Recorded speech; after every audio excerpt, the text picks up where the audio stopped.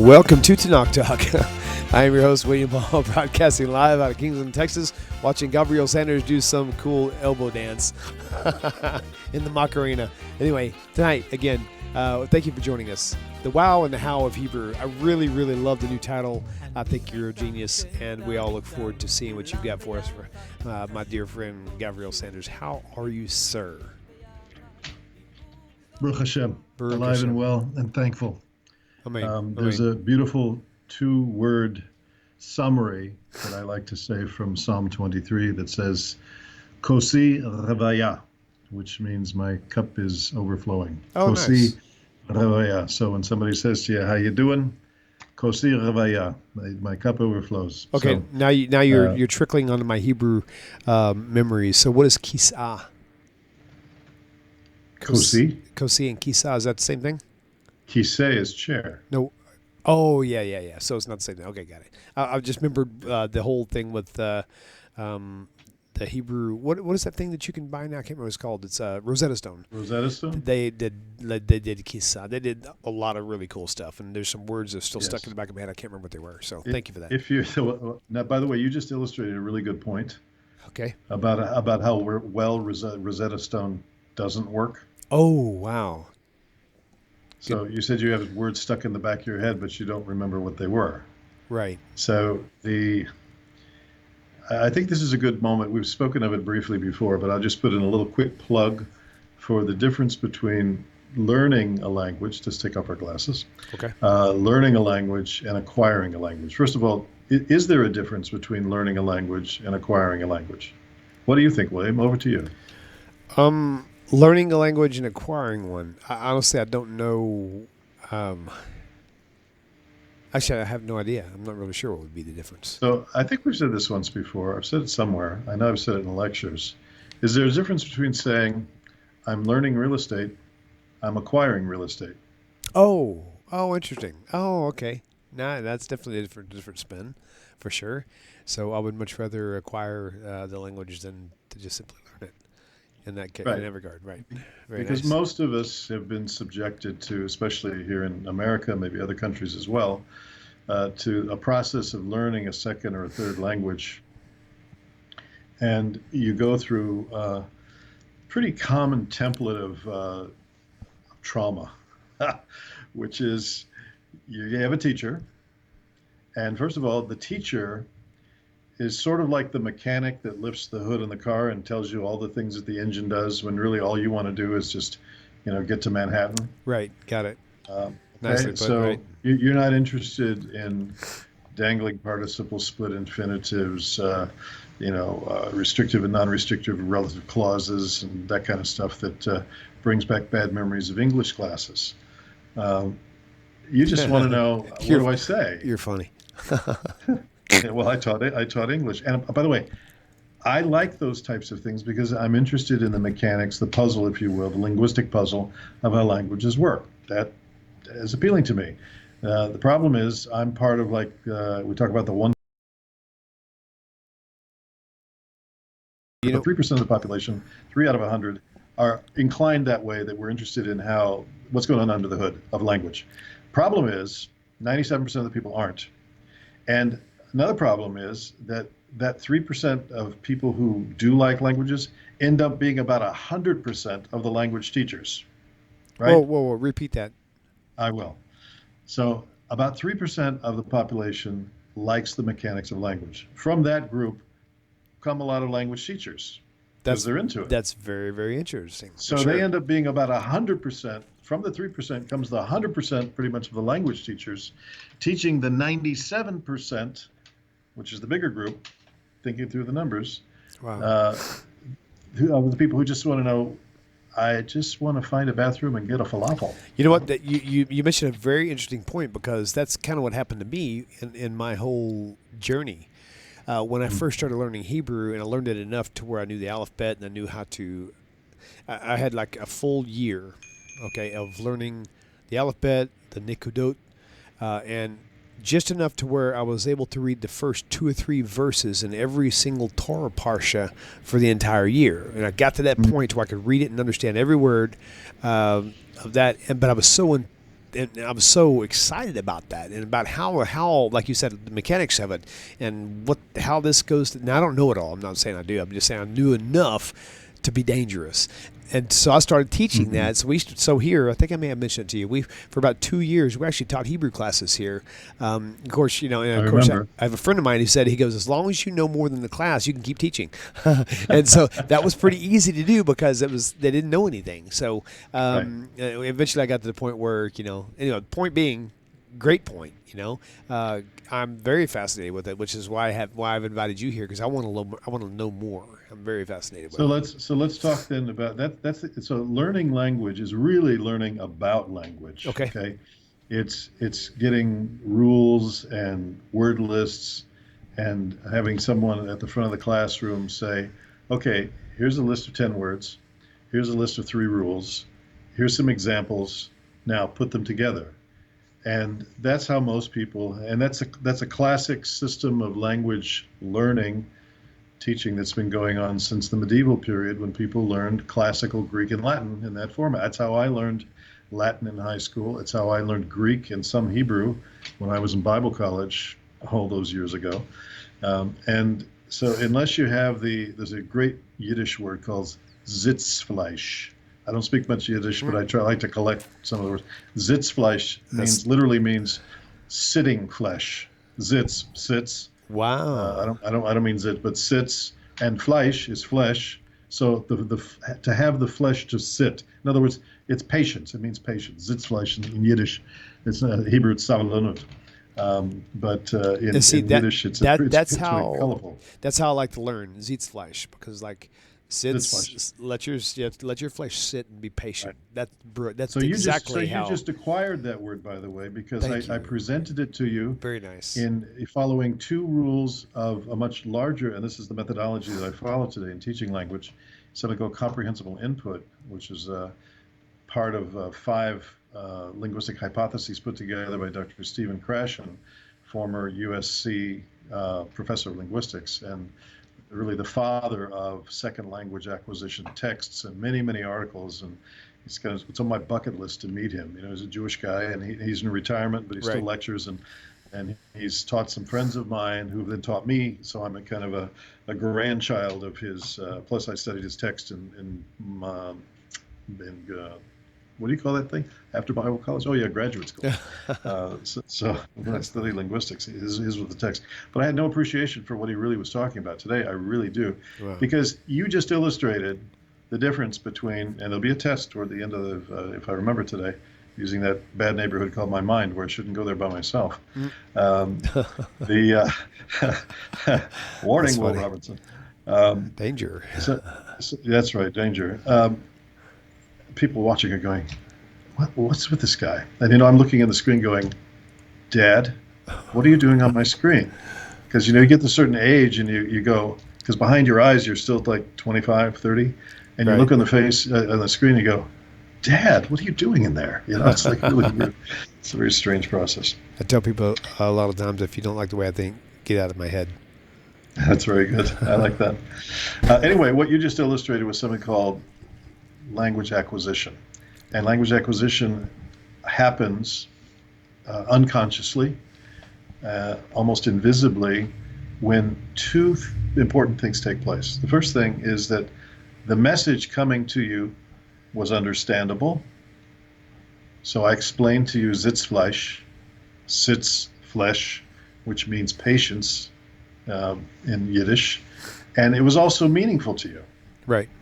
So those are the 2 things that language teachers or language facilitators, language acquisition facilitators, LAF, that have to do today. And that's what I work on in a couple schools that I'm associated with, and the cadre of Hebrew teachers that I work with in my day gig is facilitating the principles and practices and techniques and strategies of language acquisition through comprehensible input. There's a lot on it. Anybody out there, by the way, who is maybe a language teacher or looking for one, you should look for a language teacher that is schooled in the concepts of comprehensible input, because you'll get much more. We teach we use high frequency terms. that are common to 80% of a language base, and not giving you words you don't need, like elbow and toenail and nose hair. I mean, these who needs these type? But what happens is that Right. language is often taught in thematic units. Today we're talking about colors, but that's not how any of us learned our first language. We learned it from massive amounts of unconscious repetition that slowly over time became embedded in our subconscious and then onto our conscious recognition. And so somebody could say to us, "Get the ball." No, the red ball. And even though we couldn't say red ball, we could go get the red ball. Right. And so we in learning a second language or acquiring a second language, we have to go through a similar phase. And so I try to find ways that my students can demonstrate to me non-verbally that they understand what I'm saying. So if it's, I say to one of my students, "את יכולה ללכת לפתוח את הדלת בבקשה?" I say, "Can you go and open the door, please?" Right. Wow. Or אפשר לסגור את לכבות האור, to turn off the light, or anything like that. But and it's in speaking more slowly, staying what's called in bounds with the language that I know that they know. So I'm not subjecting them to this stream of stuff that's stress-inducing, because one of Krashen's 5 theories is something he calls the affective filter, which simply is a fancy term for stress. And he says you have to lower the affective filter in the classroom, because the brain won't learn under stress. The brain will say, "I'm sorry, this isn't how I work. It's not how I did my first language, and it's sure not how I'm going to do my second language." That's true. Anyway, that's very true. It's got to be. It has to be fluid. It's got to flow. It's really, I totally let agree. it flow, let it flow. Oh, sorry, wrong song. You were speaking about the work that you did, and you and I were talking about this earlier. So can you see that all right? Oh, sorry. On Yes, I can. My yes. screen shows up backwards. Is it straight for you? No, it's perfectly straight on mine. Yep. So Bereshit is fine. highlighted right now, and Okay, so this is, if you can see here, this is Genesis, and by the Parsha, which is going back a few weeks. But you notice that the word is highlighted, and this is my actually my school iPad, and it's loaded up with a whole bunch of digital texts from our friends at Art Scroll. I'm working on a little project for them, and they asked me to test drive some things. I'm working on a project for the Talmud right now. right. But I thought you'd like to see this, all the different viewers, because this isn't just digital text on the screen. Now, you notice my finger moved over here, but you notice that when I moved my finger and that text was highlighted, what comes up? Will you read underneath the text? That's brilliant. Yes, absolutely. Yeah. So you get the So Hebrews highlighted in yellow, the and translation pops right up. But what you can do is if I hold on to it, let me do this real quick. Hold on a second. Let me just do this. Okay, good. You'll notice over here this up and down arrow. right. So when I touch on the down arrow here, Changes let's see if I can words. do this properly. Let me come over here and do this. Yep, it works. It advances. Yep. Notice how it advances? Yep. And as it advances, Oh, yes. Oh, gosh. you get the translation right underneath. And when there are words that have commentary, there's some of them will open up. Here's one. So it's the word Breshit. There's a whole bunch of notes that come under here from in the beginning, and there's a whole bunch of notes right there for you from the Art Scroll commentary. Now go ahead and give them the heartbreaking news. It's only for half of the population of the world. Go ahead, tell them why. It's for the more sophisticated part of the world, which is the people that have iPads. I'm on it. We're an Android town, I guess. But I can tell you that this is an amazing device. Art Scroll has a preloaded one because it's resident. You don't have to have an internet connection to use this. Wow, that's amazing. What happened here? Okay. Oh, I see. Am I still with you? Yes, I am. There are so many books, texts, Sidur, many things that have been migrated to this. This is a project that's been going on for quite a while. The whole Talmud is on there. There are hyperlinks. They have over 1 million hyperlinks in the Talmud where you just press on one, and right there on the same page, it opens up a reference for you, so you never have to leave the page. It's much more efficient. You can make your own notes. It's got search features where you can find the same phrase throughout the whole Talmud very quickly. So, all those missionaries out there data mining the Talmud, we found a new resource. But this is really well worth having. If you're just interested in learning the biblical text, And the whole Tanakh is set up this way. There are many other things that I'm not even describing that this will do. Just that feature alone I found very fascinating. Wow. So that's one thing I wanted to mention tonight. Second thing I wanted to do with you is, could you bring up the slide that we talked about earlier? Yes, absolutely. I'm actually going to make it larger here so I can see it better. One second. Oh, and it's there? Okay. Okay, give me just a second. I actually had it already ready, but I didn't realize part of it was cut off, so I'm going to fix that now. Okay. Okay, in 3, 2, 1. All right, we're good. Starts off with Amen, Hallelujah. Very good. Okay, yeah, so let me just say a few things. Normally, I would set up like dynamic slides, and it takes me hours to do it, and I just didn't have the time. But I literally threw this afternoon, threw some information on the screen that we're going to talk about, and the continuing flowing out of what we did last week. Here's the deal. The Hebrew language, and we're saying here what we call Lashon HaKodesh, the holy language, the holy tongue, literally, is what that means, Lashon HaKodesh, is if you want to call it the DNA or the equivalent of the chemical building blocks of the universe. That when I have a couple volumes over here based on the Holy Zohar, that is just a description of the Torah and the impact of the Torah on the world today, and our learning of it, and why we do that, and what it facilitates, what it channels or flows into the world through the learning and the practice and the learning and the doing of Torah. So and it just what I was reading over Shabbat, this last Shabbat, was talking about how Hashem used those letters. He looked into the Torah. He used the letters to facilitate the creation, and so we find inside the Holy Tongue amazing insights, some of which I'm planning over the next few weeks, like tonight, to bring out, to demonstrate the uniqueness of this holy language over any other. And so we see at the Tower of Babel, like it's called, Babel in Genesis chapter 11, that there was a scattering, a confusion of the tongues, and a scattering of the nations. But it makes sense that if there was an original proto-language, a unified language that all the world knew, that there would be some, echoes of that language, some vestiges is the right word, and so we see that. Now, there is, of course, we find a lot of people know some Hebrew that's found its way into English. The word Amen, you see it there on the screen.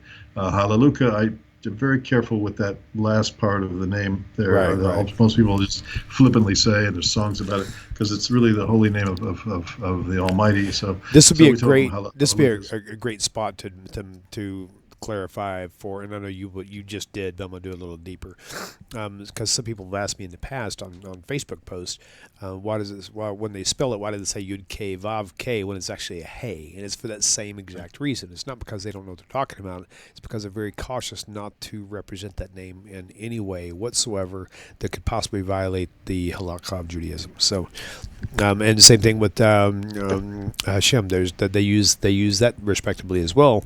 And I've seen that. It seemed like there was a couple other examples of pronunciations of different words that they use, where they're very cautious and to make sure that they avoid pronouncing it a certain way to make sure. So anyway, go ahead. Right.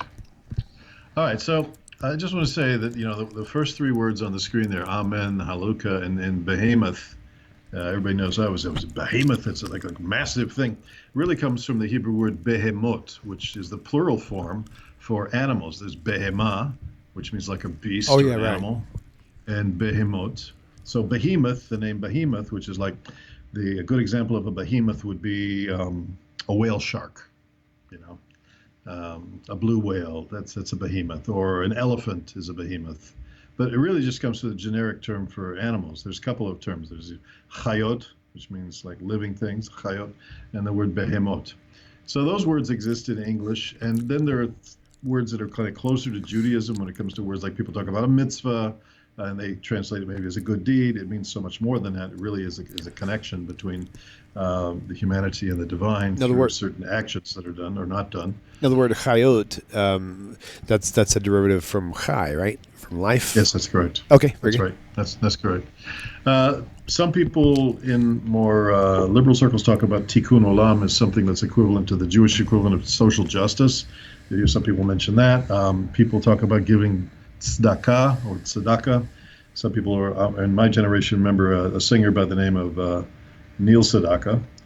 He's a Jewish guy, and his last name comes from the word tzedakah. But since the TZ sound only exists in English as a phoneme at the end of words, like pits, Right. we don't have it. We don't have the beginning. But in Hebrew, that sound TS or TZ exists as a separate phoneme at the beginning of a word. Now, I'm hoping you can survive all my interruptions, but I have questions along the way as well. So, like the name Stefania, TS, right? Yes. Now, Yes. English tried to use their own spin on it and called it Stephen. Stephen. Oh, that's interesting. Right? Stefan, Stephen. So they reverse the TS to the ST is what it sounds like. That's kind of how it comes up. Right. So because in English you don't have TS unless at the end of a word, right? Correct. Okay. Cool. That's very good. That's very good insight. I could see that. Oh, so that in other words, then when we talk about in Acts chapter 7 about this person who stands up named Stephen, I could see that his Hebrew name might have been Sfania. That makes sense. Interesting. That's funny. I've never thought about it. It's a very interesting insight. Cool. Over to the right of the words I just cited, I have a Hebrew word there that's got a red underline to it. Probably. I don't know if it's red underline. It's not. Cognitive. It's not an English word. It's not an Hebrew word. It's a English word. Cognates. And what's a cognate? A cognate is a word from one language that exists in another language that will be identically or similarly pronounced. For example, zebra, zebra, giraffe, giraffa, absurd, absurd, alternative, alternativa. So there's a vast number of English words that have found their way into Hebrew, or they're just sort of more global terms that show up in a lot of different languages, like zebra, giraffe, and so forth in one form or another. Hebrew talks about a hippopotamus as a hippopotam. There are many, many like that. And I teach my students a lot of cognates. We create a lot of stories that are laced with cognates. Why? Because I want to focus on certain key high-frequency verbs or adjectives that I want them to get used to, but I don't want them to get distracted by the nouns. Okay. So we might use, local places like hazebra halach lekosko. So now their brains pick up zebra and Costco. They know what that is. So there's no weight to that. So now we're focusing on hazebra, the zebra. Very nice. Halach, walked. Le, Costco. Le, so now we know le is two. Right. So what's happening is that identifying the different pieces becomes much easier in learning a second language if the facilitator, the language acquisition facilitator, me and my kid, is giving things to the students that are very easy for them to understand. Right. So that's just what, and that's what cognates are about. But that's not what I'm speaking of here when I say that there's evidence in English and other world languages of an original language that was not a predecessor to Sanskrit, Proto-European or Indo-European, but rather the Hebrew language itself. And I just put a few on the page there. Sure. That some of them I mentioned last week, but this way it's a little bit easier to see them. So in some cases, we just have to remove the vowels and end up with the consonants, and we can see the relationship. Sometimes there's certain sounds not common to one language that are changed in order to accommodate the other language, and we'll see that there. So let's take one for example here. Come down here. And by the way, if you go to Amazon and you pick up this book, I'm kind of giving away all my there my you go. here. The dictionary that reveals the Hebrew source of English. Very nice. Right, and there it's pretty massive. There's tons here. You can see how it works. Very nice. And so a friend of mine actually helped the professor. His name is Isaac Moseson. So my mailing address is 20. I'm just kidding. That's funny. It's really a great book to pick up. It's fascinating. There's 20,000.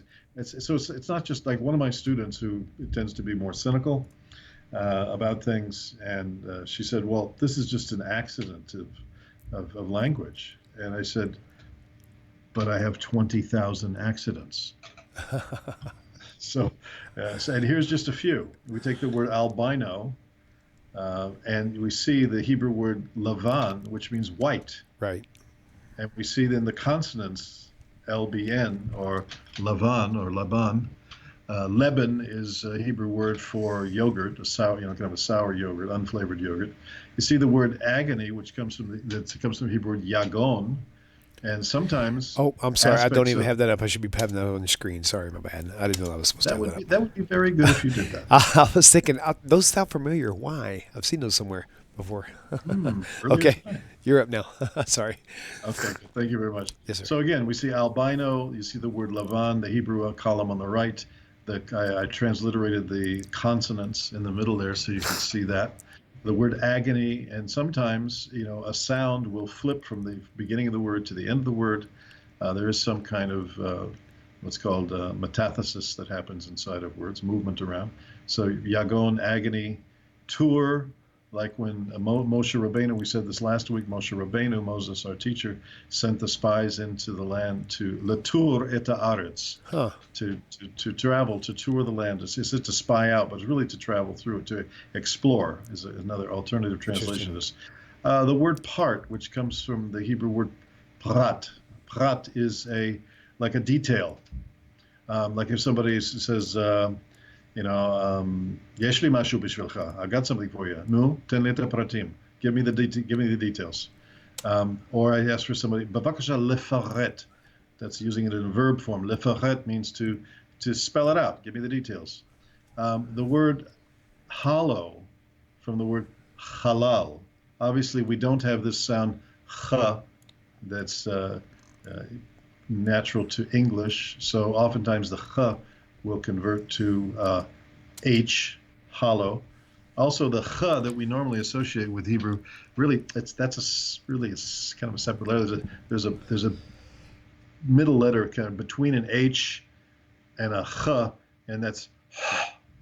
It's very hard for most Westerners to pronounce. There were several years where I was working and speaking in an Arabic environment, and I worked with a lot of Middle Eastern Jews, and they pronounce that chet that you see there. Right. So that ch with the underline is really so halal, and halal, the Hebrew word for halalit is a flute, and halal could be a dead body, for example, because it's empty. It's considered hollow of the life force. We talked about that last week. This next one I really love. The word resume in reshima. Reshima is a list. And a resume is a list of your life accomplishments, This next one is like right out of the blue. And so the word katan, which means small. Right. And that's what my gosh. No way. That's cool. Right? Yeah. Isn't that amazing? So apparently, and a lot of these words, by the way, they're not made up modern Hebrew words. They're either biblical words, Missionary words, Talmudic words. These go back a couple thousand years, most of them. So the word yeled for a child or young boy, and lad, you can see it, right? Right. There it is. It's right staring at it. It's right there. The word orez, I put a little apostrophe there to represent the aleph because the first letter is silent. Nice. It takes the sound of whatever vowel comes attached to it, under it, over it, next to it. So orez, riz in Arabic, arroz in Spanish. It's a very, very old word, obviously. The word for shriek, shrika in Hebrew. You can see it right there on the screen. Right. It's too obvious. And of course, the word for side or tzad. So there we have again the TZ sound, the tzadi at the beginning of the word. Tzad. Now, most of the people will recognize that word because of Yetzer, right? Like tzad, the evil side, Yetzer hara or Yetzer tov. Was that correct, or is that a different way of using that word? No, that doesn't work. Because you need yetzer. This is the tzad. I mean, just like the side of a building or the side of okay. You're a tzad. Now, I don't mean to spin racist on this thing, and I would never go that route anyway. But the funny thing is, whenever I was learning that word rice, orez, and so I told the kids because they couldn't get it, and I was like, just think of it this way. I said, the Chinese people, they're always eating rice. Yeah, okay, that was bad. So it's only works. Bad today. It wasn't, if you go back a few decades, and it was, it's just like You know, I mean, I'm old enough to remember Speedy Gonzales. Oh yes, and me too. And many other characters. You know, right. that today it's just not PC to talk about them. So anyway, True. so that's one thing I wanted to mention in terms of Hebrew itself, because there are many people that watch this program, Tanakh Talk in particular, in general, and this program in particular, that are really interested in enriching themselves. And I've tried in the past to quote teach Hebrew, and that doesn't work so well in this environment. I do teach privately. I have private students here in the New York area, and it's what I do in person, can also work online, and I have materials that we use, whatever. If anybody's interested in going that route, I'm really, really busy, and I rarely take on private students, but if somebody's that interested, it's something we could talk about. But my really approach here is kind of more of a magazine format. That's what we've talked about here on Tanakh Talk, that this is sort of your Hebrew language magazine. And we just pull in all kinds of interesting features and aspects and resources that people would find interesting at whatever level they are, whether they're still struggling to get down the alphabet and the vowel points, the nikudot as we call them, right. Or if you've already got a working vocabulary of, let's say, 1,000 words, which is, if you can do a lot with 1,000 words. Right. When I studied Hebrew in Israel, went to an ulpan, 2 ulpanim actually, I graduated or granulated, whatever you want to call it, with about 1,200, 1,300 words, which meant I could ask great questions, just couldn't understand the answers because Israelis mumble and talk so fast. My teacher didn't. She was very clear. So, right. I want to segue now, with your permission, to Certainly. do we have time to do the next piece? Yes, we've got. Actually, you go right ahead. Yep, you're good. Okay, thank you very much. Yes, sir. It's just so scintillating and fun to sit and talk with you. Hey, can I throw something in real fast? Okay, so there you go. One thing that was one of the things that I kept hanging up on a lot when it came down to and it was actually one specific letter that I always had an issue with. It was the letter Het, and so the difference between the letter Het, letter Chaf, if you will. So the sounding difference is this is to my elementary learners like myself. So you have 3 H sounds that could be considered an H sound. You get the hey, which is a very clear, plain hey, like hey, what's up, right? And then you have the Het, which makes more of a sound like a hissing cat, like right. And then you have the Chaf, which makes the clicking noise in the back of your throat, scraping sound, like the Loch Ness. Yes, right. So that's the simple way of thinking of that. When you see the chaf, you'll see if you have the nikudot, you'll see that with a little C, the backward C with a little dot in the dagesh in the middle, and I look at that like a mouth with a cough drop in it.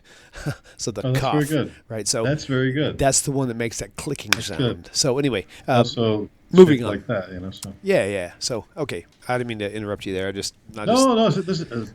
Dear brother, first of all, you're providing this platform for us to have a conversation. It's not a monologue, really. It's a dialogue, and so I appreciate it very much. I think I'm enjoying it more than you, to be honest with you. I don't know. I always feel a certain healthy amount of pressure because I want to deliver to our viewers the content that has value to them and that helps them wherever they are relative. Hebrew is a component. Sure. Of anybody's journey, whether it's you're still in the church and you're just trying to understand better the biblical roots, or if you're migrated out and you're a Noahide and yet you want to, there's so many great resources from ArtScroll, and I do strongly suggest, by the way, that if you're looking for an English-based Bible text to work with, Tanakh, then the ArtScroll English Tanakh is certainly one to get. I had the privilege of working on it in years when I was at ArtScroll. And so, and then if maybe you're making your way into under the chuppah of Judaism, Yiddishkeit is the Yiddish word for it, Yiddishkeit. So I say, go fly a Yiddish kite. Oh, look at you. Well, the word kite ends up on that, kite, so say it very carefully, because there's a pejorative term that sounds like that, but it's not it. Right. So Yiddishkeit, it comes up at the end of the word. It's like NESS or ISM at the end of an English word. So you hear a lot of things that have kite on the end, but I'm sure if I think I'll come up with a few.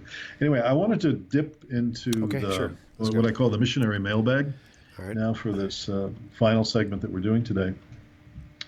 I have kind of a growing, it's not that big, but a growing contact base with certain people that are wanting to help Jews either Jews that are entangled in the church world, and to give them a clear and reasonable presentation of what Judaism says and why we've said thank you but no thank you for 2,000 years to the claims of the Gospels and the offers to convert. We're so far beyond the old days of forced conversions. So it's right, all couched in very lovely language of inquiry and curiosity. And, if he's really, wouldn't you just want to pray to him now? Just ask him to reveal himself to you. I mean, these are very soft sell methods that I certainly employed in my many years in the church, and especially when I was dealing with Jews as a missionary in Israel. So I know these things very, very well. But what we're really interested in is not how I feel or how you feel.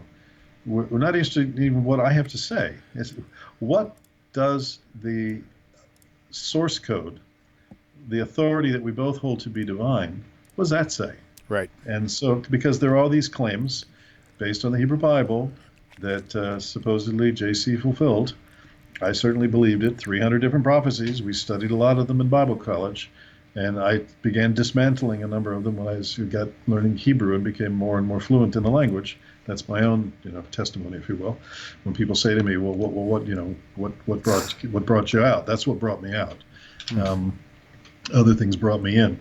So I just want to share this a little bit of correspondence that I was sharing with a friend of mine who was talking to an actual missionary. And I've changed the names in here. Well, at least somebody else's name I substitute for. Is this Stan. where I need to pull up the? Yeah, you need to pull up the letter. And You got it. We'll just start from the bottom and scroll up as I read through it, because that's the fastest way to do it. I do have some Hebrew on the text, Hebrew in this letter, as well as some transliteration, and we're just going to quickly walk through it.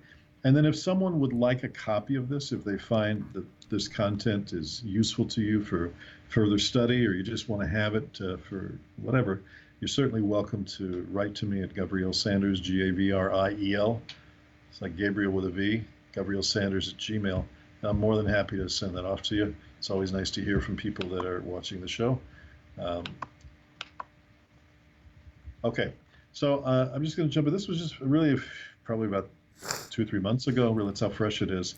I was corresponding through a friend of mine with an actual missionary, nice guy from another part of the country, a lawyer, nice lawyer, bright guy, obviously, very committed to his Christian faith. Part of his more historical kind of church, the Reformed Church of America, which is very different than the Reformed Synagogue, that's for sure. So the RCA, the Reformed Church of America, is very strong. We're talking about R.C. Sproul, for example, the great Christian theologian scholar. Similar things that you find in John MacArthur, some scholar out on the West Coast. So the subject came up. He brought up Psalm 22 about pierced, which it comes up very quickly in most missionary conversations, because they will obviously want to say, "Look, they pierced my hands and my feet." Well, who does that sound like? I don't know. There were thousands and thousands of Jews that were crucified by the Romans. Pick one, but in this case, he was fixated on Psalm 22, around verse 16, verse 17 in some texts. So we're just going to go through this. You have it out there on the screen, similar? It is. Similar? Yes, sir. Okay, so let's just kind of walk through this quickly. So as I said, feeding back, as is similar to what Stan shared with you, writing to my friend who was in touch with Stan, Moshe Rosen, the founder of Jews for Jesus, wrote something similar to what Stan had said. He suggests that although the word pierced doesn't exist in the Hebrew Masoretic text, which isn't exactly right, it's possible that a scribe may have inadvertently changed the word pierced into like a lion. He's talking about the word ka'ari, right, by modifying one small Hebrew letter, a yud to a vav, because vav is like an extended yud in how it looks like. In his own words, he writes, "We can probably best understand what happened when we realize that in Hebrew, the phrase 'they have pierced' is ka'aru, while like a lion is ka'ari. The words are identical, except that pierced ends with the Hebrew letter vav and lion with a yud. Vav and yud are similar in form, and a scribe might easily have changed the text by inscribing a yud and failing to attach a vertical descending line so that it would become a vav." That's quote from the founder of Jews for Jesus, Moshe Rosen. Okay. At least it's attributed to him. So a lot of missionary websites fall in line with this view, and it's certainly the view that I had many years ago. Just lengthen the yud to a vav, and ka'ari becomes ka'aru. So if you look at the two Hebrew words here on your screen, the word on the right is ka'ari. You see the yud kind of hanging up there. So when Jesus talks about a jot and a tittle, that's Right. that's a jot, yud, jot, and the tittle is just the little tag on the top of it. Ka'ari, and then the word over there, ka'aru. So you see the two words look almost identical, and that the yud on the right hand, if it were stretched down, would look like a vav, and the word on the left hand. Sounds simple enough, right? But it's not. Right. There is no Hebrew word ka'aru with kaf, aleph, resh, vav. Whoa. So the root form would be kaf, aleph, resh. Now those letters do appear one time in the entire Tanakh, in Amos chapter 8, verse 8, and it means as the Nile. So so kaf is one of several letters. I use the term. Now, objectively, the letter kaf itself, the first letter, right? That would be a prefix, not part of the root. Yes, and you're going exactly. You're tracking where I'm going. Oh, okay. I'll be quiet then. Go ahead. No, you don't have to be quiet. I'm glad you brought it up. Okay. I teach my students that there are certain prefix letters, letters that attach to the front of a word, and it's just the letter. So the word prefix, is a good example. The three letters pre, right, come on the front of the word. Prefix. There's a word suffix, affix. So the root is fix, right? But we got prefix, suffix, affix, right, that are okay. So those are attached to the word and give us more coloration and meaning. So in Hebrew, there are several. I use the two names, Moshe v'Kalev, or Caleb, Moshe and Moses and Caleb.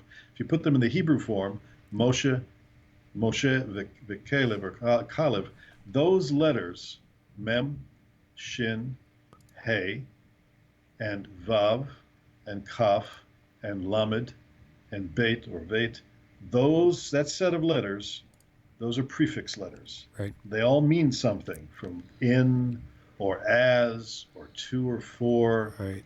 Sometimes From. With, and so they have, those are the prefix letters. And so here we have in Amos chapter 8, verse 8, the ka means as the Nile. You say, well, where's the word Nilus here? It's using a synonym for it there. You can look at it in Amos 8. So the first letter kaf functions as a comparative as or like, just as we see in the three cases below: Psalm 22:16, Numbers 24:9, Isaiah 38:13. Everyone get this, if you don't get anything else. There is no Hebrew three-letter root word, kaf, aleph, resh, which would mean pierce. Oh, I see what you're going. You see what I mean? Yeah. So take away the yud and take away the vav. You have R. That Moshe wrote in the Missionaries, and just look at the root, kaf, aleph, resh. It doesn't exist. There is a word, kara, kaf, resh, he, which means dug or excavated. But do you see an aleph in there? And that's the type of action, by the way, that you do with a shovel, not with a nail or a spike. See, so here we in the hands or feet. So so there is a word karu, kaf, resh, vav, because the hey is a weak letter, it drops out. That's anybody knows anything about Hebrew grammar knows about the known as the lamed hey effect at the end of a root. Don't want to go there too much detail. Gotcha. So a variation of this word, of this particular word, and I've heard Rabbi Singer talk about this here on the channel. A variation of this word is used in Psalm 40, verse 7. My ears you have opened. Okay, karita, oznaim karita. It talks about oznai karita.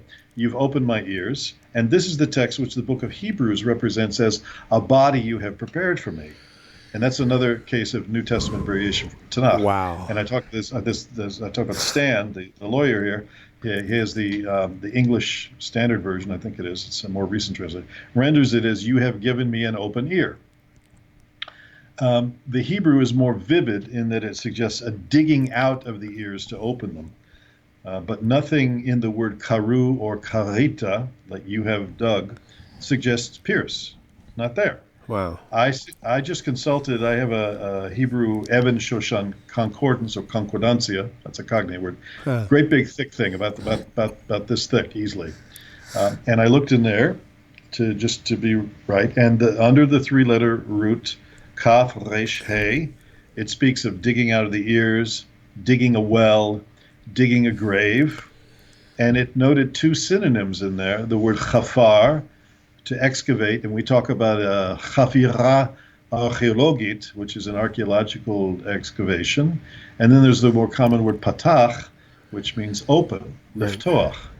But there's nothing at all in ka'ar that would lend kara, excuse me, not ka'ar, but kara, that would lend itself to the interpretation that the missionaries have ascribed to it. So let's summarize this. There's more than one problem here. You have, first of all, kaf aleph resh, with a yud at the end, with a vav at the end. It doesn't exist as a verb in Hebrew. It appears nowhere in Tanakh. Wow. And to render it like that is literally to create gibberish. Wow. So I've given a couple of parallel passages below to Psalm 22 that employ the same word. All right, exactly same word, ka'ari, and they both mean as a lion. So Stan can see those. But if you take by pasting, I've got URLs down here coming up into the browser. And Moshe Rosen said the words are identical, and they're not. So second thing is, besides the fact that kaf aleph resh doesn't exist as a root in Hebrew, Psalm 22:16 then cannot mean pierced. The closest homophone, and it's really not, because they're trying to suggest that ka'ar is a root, and the closest homophone, similar sounding word, is kara, and it doesn't mean pierced, it means dug, like with a shovel. Right. And then the fourth thing that comes up is that the typical Hebrew words for pierced are, we do have Hebrew words for pierced. Dakar, which is used 10 times in Tanakh, and there's the word ratzah, which and it's spelled with an ayin, so it's not the word like I wanted. And then it's a little bit faint here. I have to put on my glasses to see this, but I looked this up on a website called Morphix, morfix.com, which is really just a dictionary. Okay. And it says here, in defining this word, you look on the far left, you see the word to pierce. Right. Ratzah, it's the pay there. It means it's a verb, and it's the simple verb. But the Hebrew that's very faint there to read says, Kari. no, under the word ratzah. See on the far right? Oh, yeah. So, okay. So it says there, nikav chor. Oh, yeah, I see it now. Chor, right here. b'martzeya. So it means to puncture or to make a hole with an awl. A martzeya is an awl. Like, for example, when the slave that right. the Hebrew slave decides to stay, he gets his ears. Yeah, gets his ear. So it says he would take a martzeya, and that's what they would use in biblical text. And it says to dakar, pierced, ve'asah chor, and made a hole, be'ezrat machshir chad, and by means of or with the help of a sharp implement, is how you would translate that. So there's it's pretty clear to us that whatever's being said in Psalm 22, verse 16 or 17, whatever your translation is, your version, it's definitely not pierced. Cannot possibly be, because the root that's being implied, whether it's with a yud or a vav, it doesn't exist. Right. So there's more to say on the topic, but I want to put it to rest that it's not a depiction of crucifixion 800 years hence. The usage of the language about lions and dogs in the adjacent texts is consistent with the larger context of the psalm. It was pre-echoed in Psalm 17, which in the English Standard Version reads, "They have now surrounded our steps. They set their eyes to cast us to the ground. He is like a lion eager to tear, as a young lion lurking in ambush." And also what's interesting is when it comes to Mishnaic or Mishnah text, or the very opening line of what's known as the Shulchan Aruch, the arranged table, which is the massive volume of how Jewish law is practiced and applied. It's like the Talmud in a micro form. Right. It's the Talmud. It's like all the laws of how one conducts one's life. And the very opening words, the first line says that a person should yitgaber ka'ari. Yitgaber means one should overcome, or one should make an effort, or like spring into action. But the second word is the thing I want to focus on. Yitgaber ka'ari. Same word that you find in Psalm 22, verse 16. And it means, what does it mean in the Shulchan Aruch? like a lion. A person should spring up like a lion in the morning Wow. to be about the work of serving their Creator. Whoa, That's the opening line. That's deep. So, by the way, for people, it is. And for people who want to criticize Jews as being so legalistic and Judaistic and whatever, the Judaizers that Paul talked about, the whole purpose of it is to be busy in serving the Creator. So you spring out of bed. There's a simple prayer that we all say in the morning when we wake up, and we say, Modeh ani lefanecha. I'm thankful before you, God. Yep. Shechzarta bi nishpati b'chemla, that he brought my soul back to me in mercifulness. Rabbi monotecha, which is a line out of Lamentations, I think, chapter 3, that God's mercies are faithful to us. And that's the focus in getting up in the morning. There's another prayer that we say at night, just going to close it up, to bookend our day with gratitude for the opportunity of being of service. And in the midst of that, between the bookends of service, there are many things that we have to do in terms of remembering, whether it's a mezuzah on the door and we tap it. We see it at the school where I'm at. The kid, I watch the girls walk through down the hallways, and they're just kind of tapping this one, tapping that. Every one of those taps on the lintel or the doorpost, whatever, with the mezuzah is another physical reminder of a spiritual connection. People say, well, can't you just have it in mind? No, because we live in what's known as olam ha'asiyah, the world of doing, and we are here to elevate physicality and infuse it with spirituality. Right. That's why you see that when Adam, we talked about last week, in Adam HaRishon, the first Adam was created, the first man was created. When I say Adam, I don't mean that in the first Adam like the New Testament uses it. When the first human was created, and it says he came from the dust of the ground, that's physicality, and Hashem breathed into him the breath of life through his nostrils, vayipach ba'apav, breathed into his nostrils, he became a living soul, talking spirits, his unkelos. And so we see that we ourselves are a representation of a fusion of physicality and spirituality, and we're to take this, we use the word behemoth, saying it refers to animals. We're to elevate that so that we don't live out of our animal soul, but we live out of our divinely gifted soul that Hashem obviously restores to us on a day-by-day basis, because otherwise we wouldn't wake up at night, the next morning. So we're obviously here to do something. So I hope this has been helpful, insightful, useful, meaningful in some way. I hope the input you got tonight, I'm saying to all of our viewers, that it was comprehensible input, that it was meaningful to you and understood to you. If you wish to have the notes, I've got the links here on the page. You can see that at the end of all this. I took these from Bible Hub, which is obviously not a Jewish site, but I wanted to bring out what the Christian text also says there. It's on the screen. Because it's interesting. It's there on the screen because it's interesting that Ka'ari in other places besides Psalm 22 is translated like a lion. But in Psalm 22, the Christian translators translated it as they pierced. Now, I don't know about you. I didn't make this up. I'm not manipulating the text.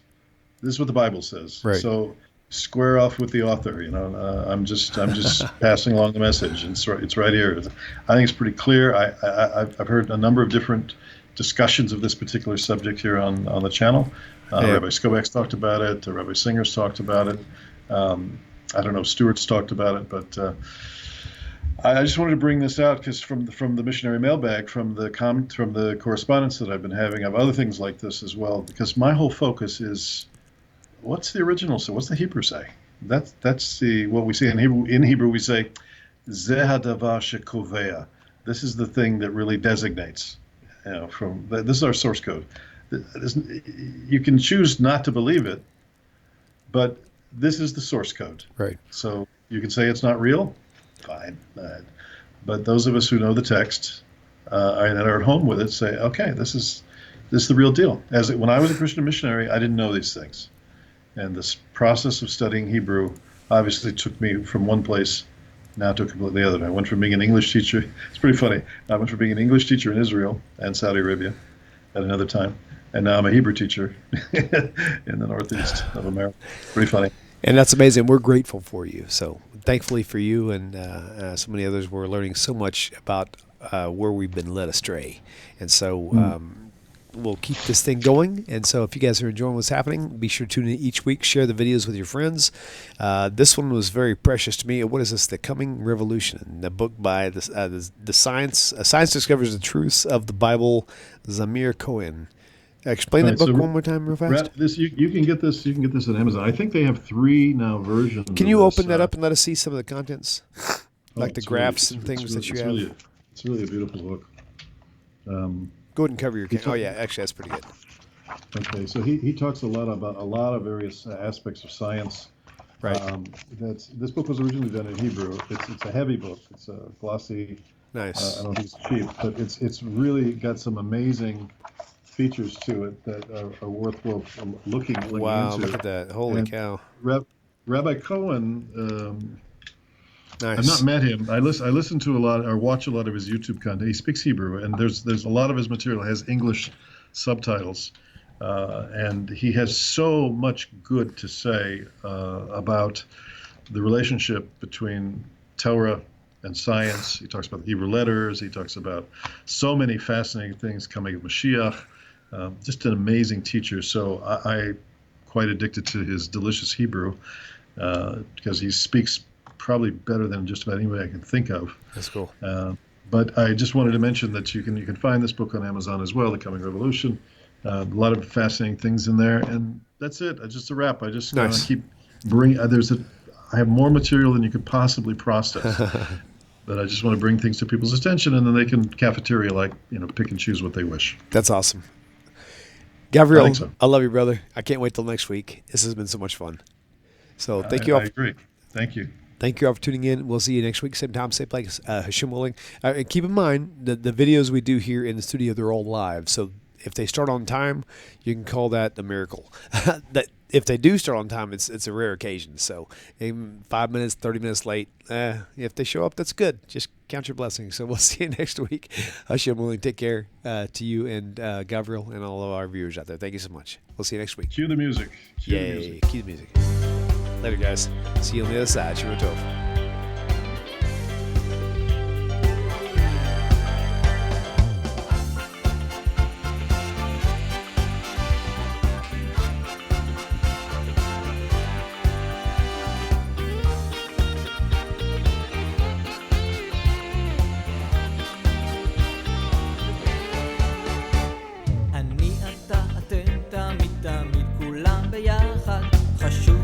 חשוב והכרחי להיות ביחד. איפוק זו העוצמה, ויתור זו הגדולה, השאיפה והכמיהה. אני אתה אתם תמיד תמיד כולם ביחד. חשוב מכל חשוב והכרחי להיות ביחד. איפוק זו העוצמה